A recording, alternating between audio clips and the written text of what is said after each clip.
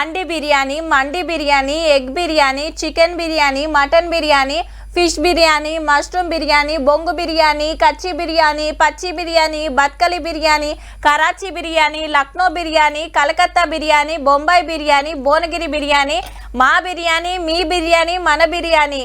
ఓ ఇట్లా బొచ్చెడున్నాయి అబ్బా. బనకచెర్ల పంచాయతీ బంకలెక్క సాగి విందు భోజనాలు బిర్యానీల మీదకి మారింది. ఆంధ్ర సీఎం ను పిలుచుకొని దావతులు చేసుకొని మన నీళ్లు మీరే మలుపుకొని ఇస్తుర్రంటే మీరే మలుపుకొని ఇస్తుర్రని లొల్లి నడుస్తుందిలా.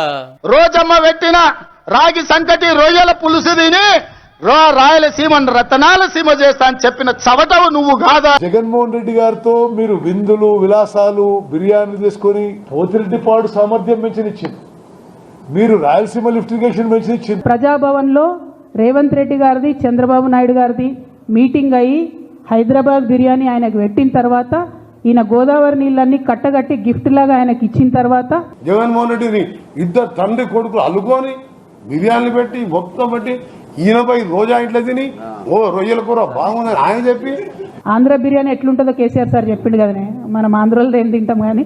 కవితక్క అంటున్నది ఏ ముచ్చట గురించో యాదుందా? అప్పట్లో కేసీఆర్ గిట్ల అనేది మరి ఆంధ్ర పబ్లిక్ తిండి గురించి.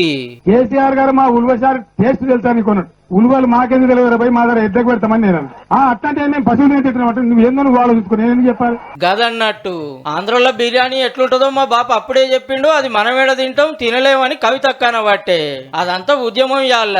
సీఎం సీట్లకు రాగానే అదే ఆంధ్ర లీడర్లతో కూకొని అదే ఆంధ్ర వంటలు తిన్నాడు ఎన్నో మాటల. వాళ్ళు ఉప్పు తిన్నందుకే మన నీళ్ళ గుంట పోతానికి పర్మిషన్ ఇచ్చిండు. రాయలసీమల సంగమేశ్వరం రెడైంది, ఇప్పుడు బనకచెర్ల షురువు కాబోతుంది అనేది ఈ సర్కారోళ్ళ మాట. పవర్ పోయినాక మళ్ళా చిన్నగా తెలంగాణ సెంటిమెంట్ లేపుతుర్రా ఎట్లా?